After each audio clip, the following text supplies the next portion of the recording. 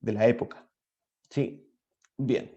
Entonces, dicho eso, comenzamos, vamos a leer unas fuentecillas, pero antes recordar, ¿cierto?, que el objetivo de la clase es el siguiente. ¿Por qué está escribiendo en rojo? Qué raro. Vamos a cambiarlo acá. Señores, tengo frío. Tengo mucho, mucho frío. Bien, el objetivo de la clase es analizar las ideas políticas de la Ilustración. Ana, analizar las ideas políticas de la Ilustración,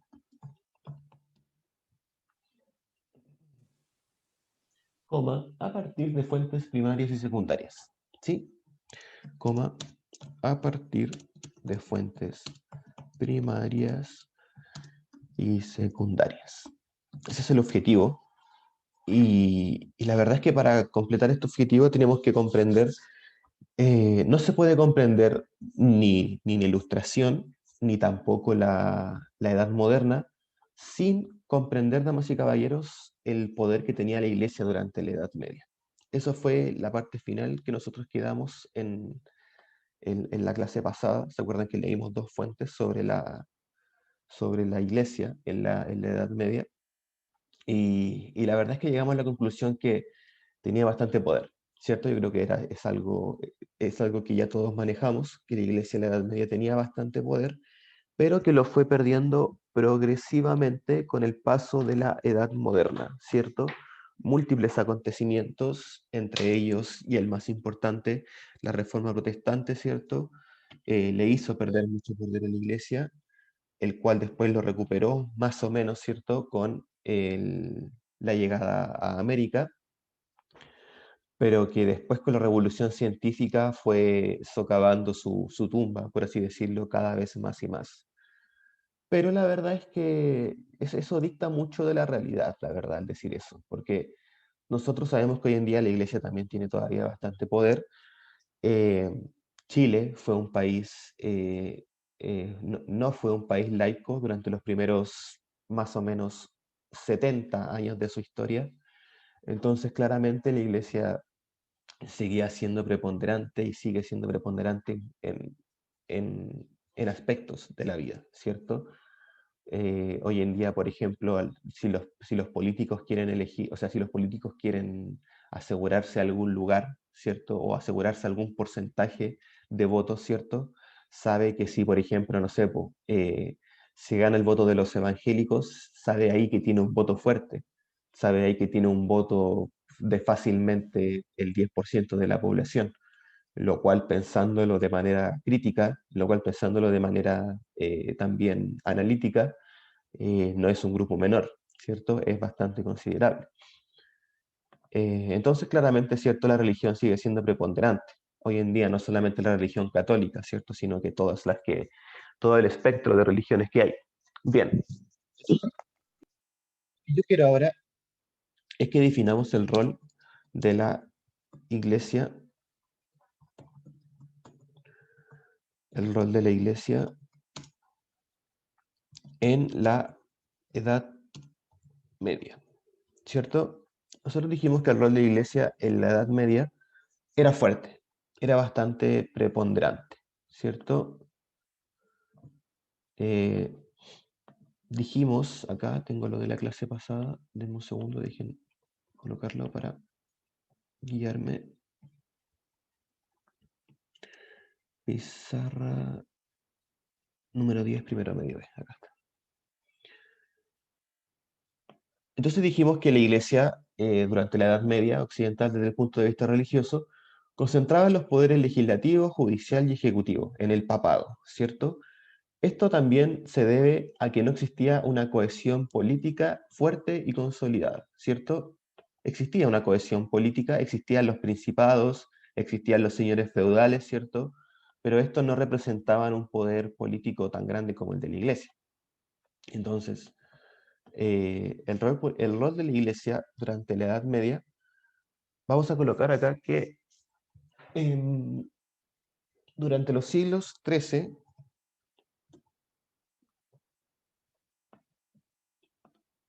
vamos a colocarlo acá, durante los siglos XIII hasta... Profe, profe, ¿Estoy escuchando?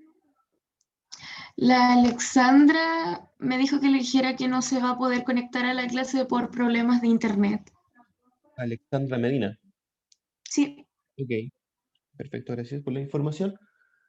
Entonces, estábamos contando que desde el siglo XIII hasta el siglo XV, eh, la Iglesia formó poder principalmente en el aspecto cultural y el aspecto, no, perdón, en todos los aspectos. De hecho, lo vamos a escribir acá arriba.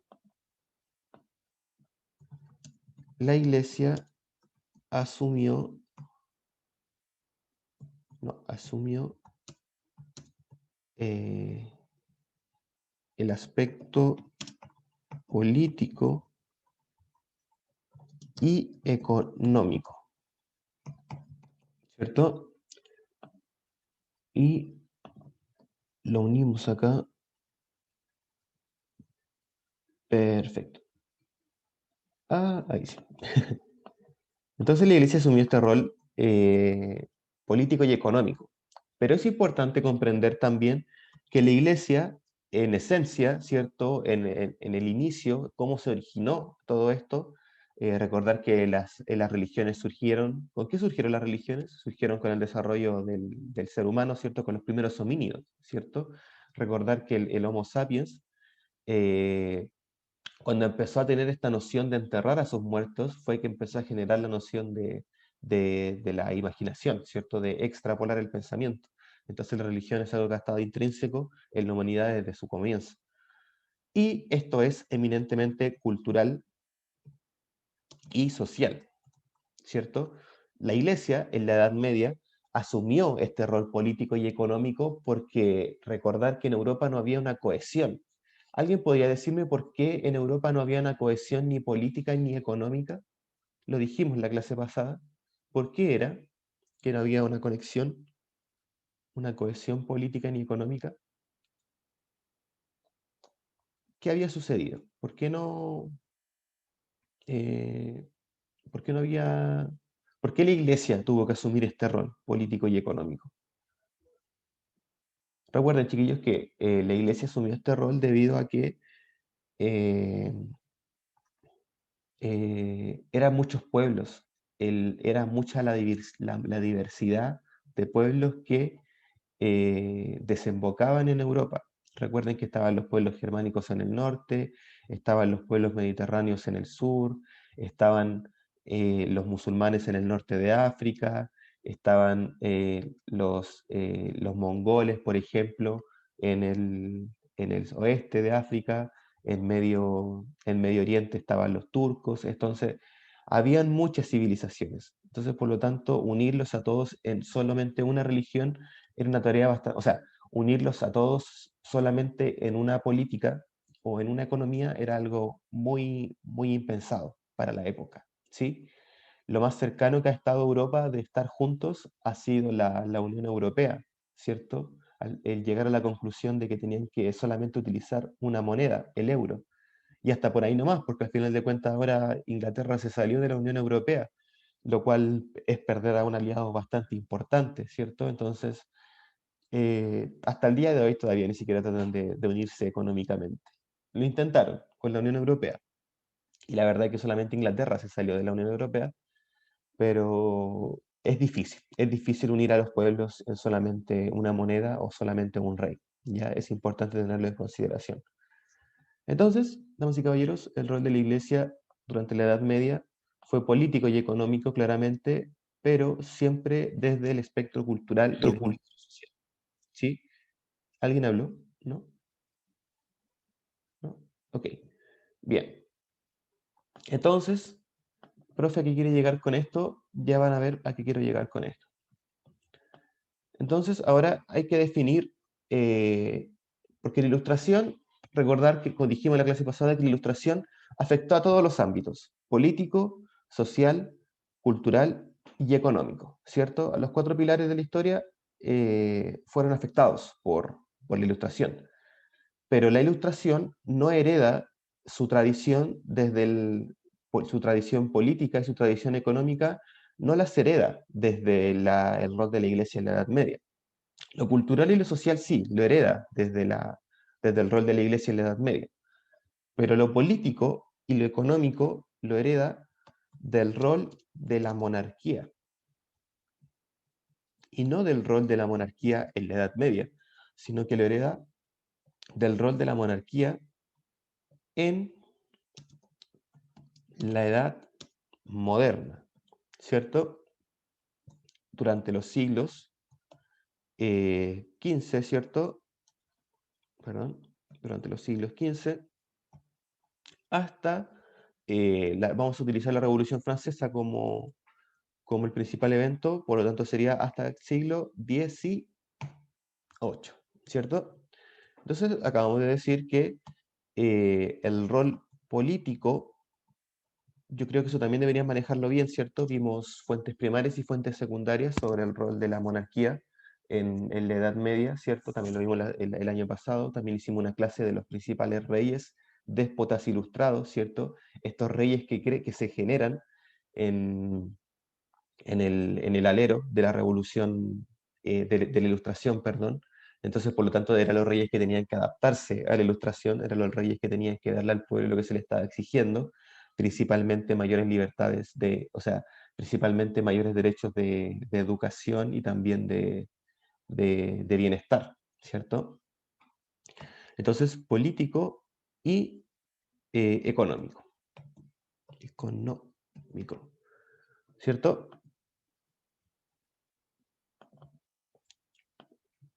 Entonces, damas y caballeros, con estas dos fórmulas, ¿cierto? Con estas dos asociaciones, nosotros podemos estar hablando de una ilustración, ¿cierto? Del movimiento de la ilustración. Déjenme acá, colocar esto acá.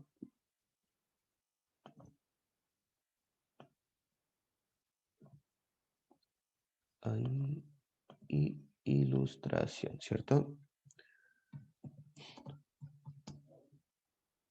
Nosotros dijimos en la clase pasada que la ilustración era un tipo de escritura, un movimiento cultural e intelectual, era el uso de la razón y era la búsqueda de leyes universales. ¿Sí? También nuestra fuente secundaria, el texto de historia de octavo básico, nos decía que la ilustración era la búsqueda de la libertad individual, las características del contrato social. Recordar que el contrato social eran ceder derechos, el pueblo cedía derechos al monarca para que éste los redistribuyera como él los considerara lo más óptimo, ¿cierto? Y de ahí, de este precepto, se heredaban cosas como el derecho a la vivienda, el derecho a la salud, el derecho a la educación, ¿cierto? También el libro decía que la ilustración era la división de los poderes del Estado, ¿cierto? Esta división tripartita que todos manejan siempre, y también la libertad en las relaciones económicas, ¿cierto? Este derecho a poder comercializar con quien uno quisiese. Recordar que cuando la ilustración todavía no llegaba a América, España tenía el monopolio comercial, ¿cierto? Del comercio con Latinoamérica. El virreinato del Perú, el virreinato de La Plata, la Capitanía General de Chile, el virreinato de Nueva Granada, eh, la Capitanía General de Venezuela, solamente podían comercializar con España. Y por supuesto que había contrabando, por supuesto que había contrabando, era inevitable, ¿cierto? Los barcos holandeses, franceses, eh, ingleses llegaban a los puertos de acá de América.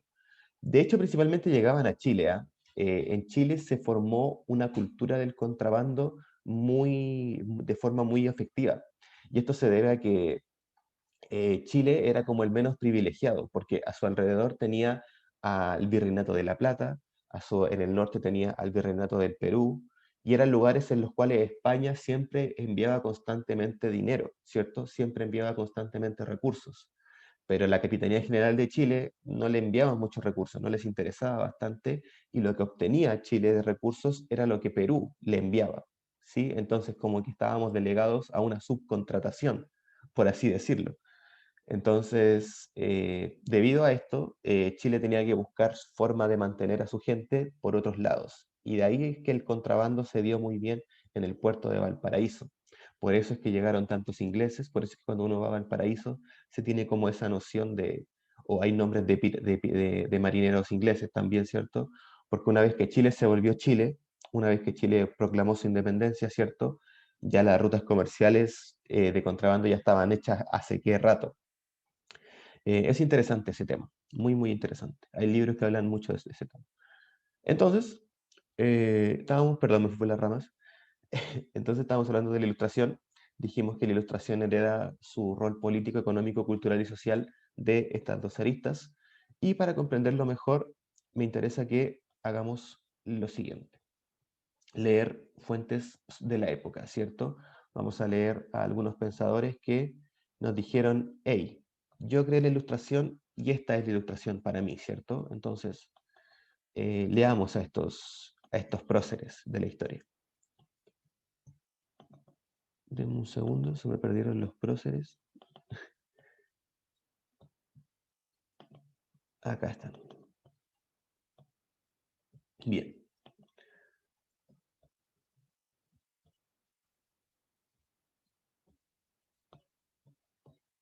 Hoy no, no son estos. ¿Dónde están? Acá están.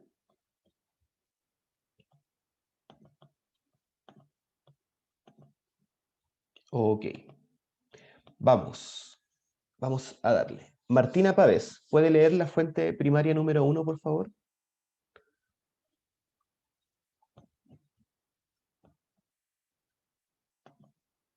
Bueno, en donde dice todo el gobierno por ahí, todo el Exacto. gobierno. Sí, Ya. espera un segundo, lo escribió Montesquieu del espíritu de las leyes en 1748. Dale. En todo el gobierno hay tres clases de poderes: el legislativo, el ejecutivo y el judicial. Cuando los poderes legislativo y el ejecutivo, tengo que acercar mi computador porque está muy chica la letra, se unen en la misma persona o en el mismo cuerpo de magistrados, no puede haber libertad, pues el mismo monarca, ay, perdón, o el Senado podrán dictar leyes tiránicas para imponerlas de manera tiránica. Si fuera el mismo hombre o el mismo cuerpo, ya sea noble o del pueblo, el que ejercería los tres poderes, él sería el fin de todo. Perfecto. Muchas gracias, Martina. Charles de Secondat, barón de Montesquieu, fue un filósofo jurista ilustrado francés que se dedicó al estudio de las características de los gobiernos y el Estado. Su propuesta más famosa tiene que ver con la organización del Estado, que plantea explícitamente la división del poder en tres grandes órganos: el poder legislativo, poder ejecutivo y judicial, ¿cierto? Entonces, Montesquieu nos propone esta división. Montesquieu en 1748, ¿cierto? Siglo XVIII, en el alero de la Ilustración, nos propone la división de poderes en tres, coma, porque ¿qué iba a pasar si el poder no se dividía en tres?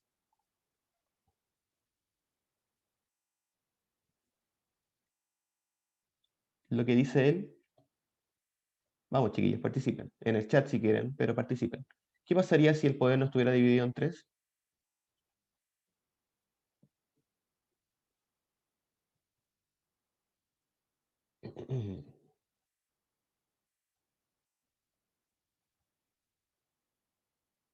Ya, pues primero ve. ¿Qué pasaría si el poder no estuviera dividido en tres?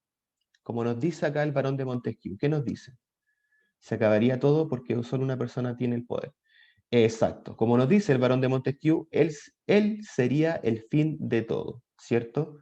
Dando a entender, ¿cierto?, que tendría demasiado poder esa persona.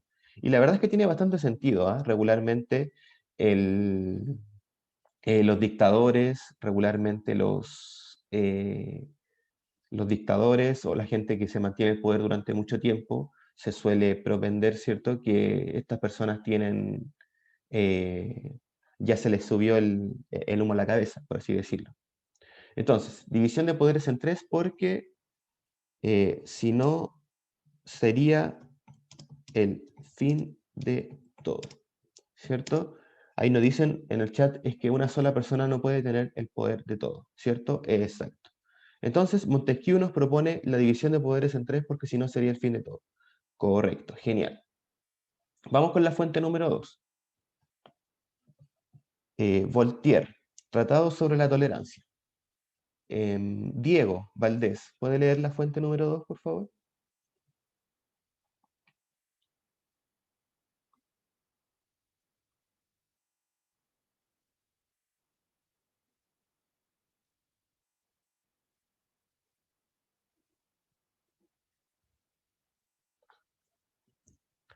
Diego Valdés, ¿puede leer la fuente número 2, por favor?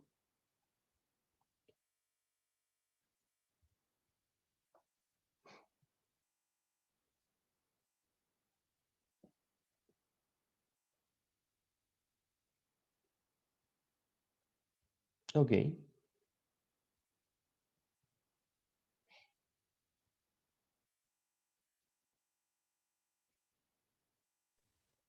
El derecho natural es lo que la naturaleza indica que todos los hombres... Ah, perdón, espérame.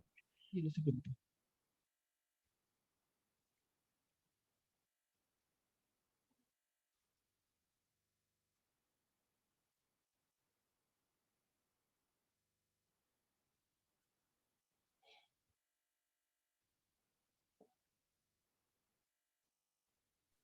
Ya. El derecho natural es una naturaleza... Ah, me confundí. El Tranquilo. derecho natural es que la naturaleza indica que los hombres habéis criado a vuestro hijo, os debe respeto como padre y gratitud como bienhechor. Tenéis derecho a los productos de la tierra que habéis cultivado con vuestras manos. Habéis, habéis hecho mucho y habéis recibido una promesa. Debe ser cumplida. El derecho humano no puede estar basado en ningún caso más que sobre este derecho natural y el gran principio. El principio universal de uno y otro es una en, en toda la tierra. No hagas lo que no quisieras que te hagan. No se comprende y por lo tanto, según tal principio que un hombre puede decir a otro, cree que lo cree que lo yo ¿qué? Cree que yo creo y lo que no puedes creer o parecerás. El derecho de la intolerancia es por lo tanto absurdo y bárbaro. Es el derecho de los tigres y es mucho más horrible porque los tigres solo matan para comer y nosotros nos hemos exterminado por unos párrafos. Correcto, Diego. Muchas gracias. Entonces, Voltaire, ¿qué nos dice ahora en esta escritura? Yo no estoy de acuerdo con Voltaire en que... Qué confuso. No, la verdad no es confuso. Yo creo que hay que leerlo. Sí, obviamente estos tipos escribían en un siglo quizás un poco más diferente, pero es igual está traducido al español. Recordar que esto está traducido del francés. Pero yo creo que se entiende. Yo creo que se entiende un poco. ¿Qué nos dice Voltaire en esta fuente? Vamos, atrévanse a teorizar qué dice Voltaire acá. ¿De qué nos está hablando?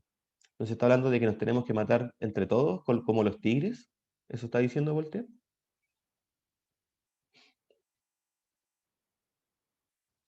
¿Nos está diciendo que ustedes tienen que creer todas las cosas que yo digo? Porque tienes que creer todas las cosas que yo digo. No, mentira. Pero, ¿qué nos está diciendo Voltaire? Vamos, chiqui. No, pues Fernanda. No, perdón, no está diciendo que tienes que creer todas las cosas que una persona dice.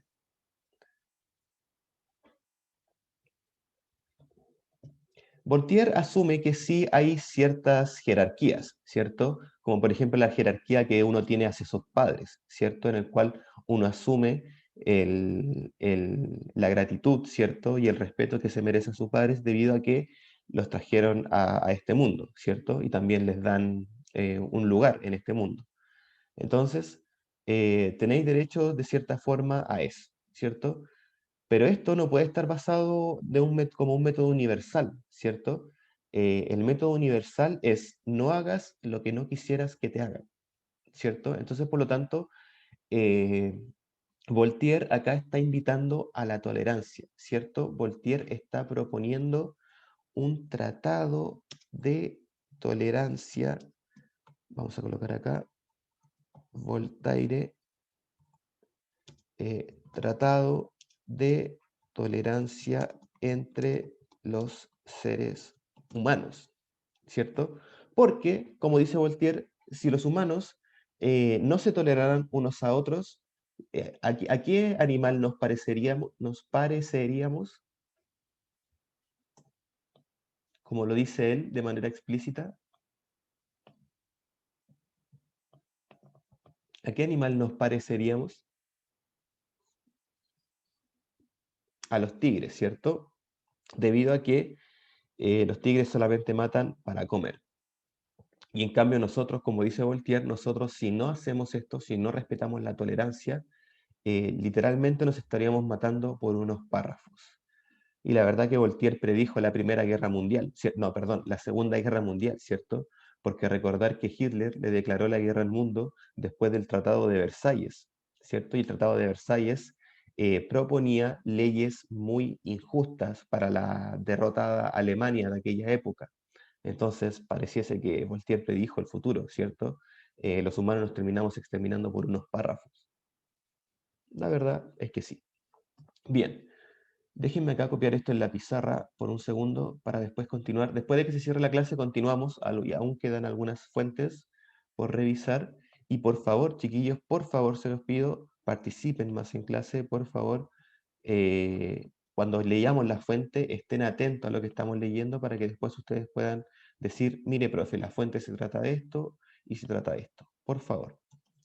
Entonces, Montesquieu, la división de poderes entre, porque si no, sería el fin de todo. ¿Sí? Voltaire, por su parte, nos dice que el tratado de tolerancia entre los seres humanos. ¿Cierto? Eso es lo que nos propone Voltaire.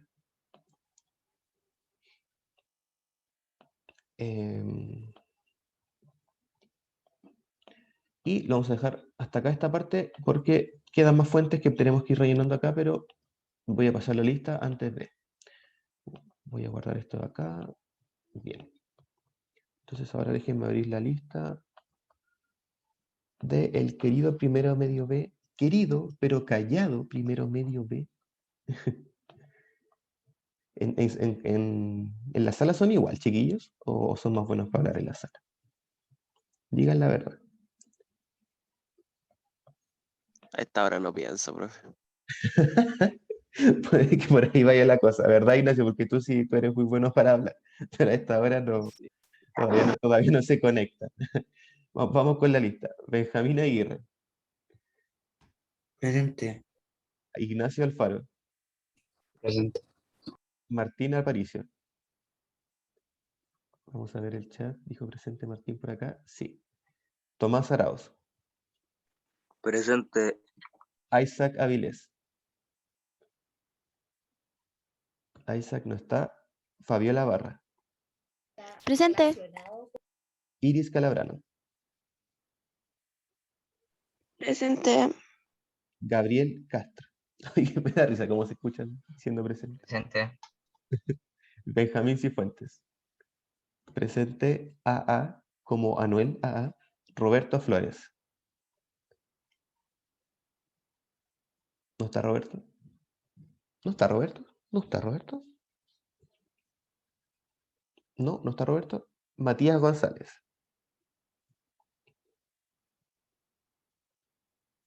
Matías González no está. ¿Tampoco? No está. Tarek González.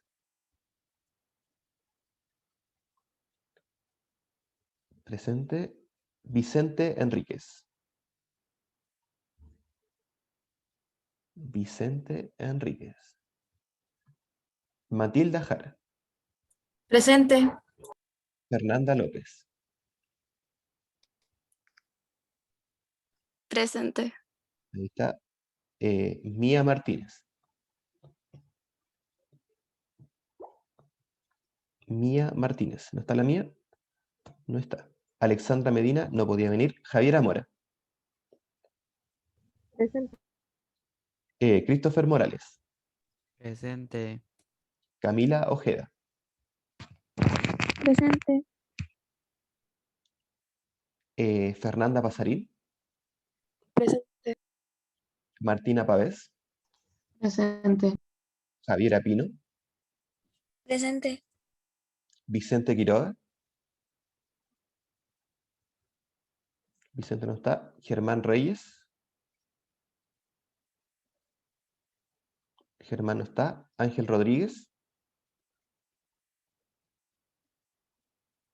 Ángel no está. Me nombró a mí, no me escuché. Isaac, sí, sí te lo nombré, man. Avilés. Qué rato te nombré, pues, Isaac. Bien. ¿En quién quedamos? Germán Reyes, Ángel Rodríguez, Magdalena Rodríguez, Presente. Camila Rojas, Presente. Selena Silva, Presente. Florencia Tapia, Presente.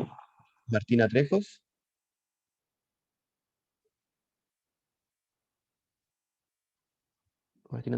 no está. Diego Valdés, sí está. Y Ignacio Zamora, Presente. presente. Perfecto. Bien. Entonces, ahora dejen ver si guardé este mapa, o sea, este mapa conceptual. Ciérrese usted y ábrase usted. ¿Dónde está? Acá está. Entonces ahora esto lo dejamos acá. Ya, bien. Voy a cerrar la clase ahora y volvemos a continuación. Ya, volvemos inmediatamente. Nada de quedarse haciendo cosas. Volvemos inmediatamente. Después de la pausa comercial. Volvemos después de la pausa comercial patrocinada por Zoom, de manera que no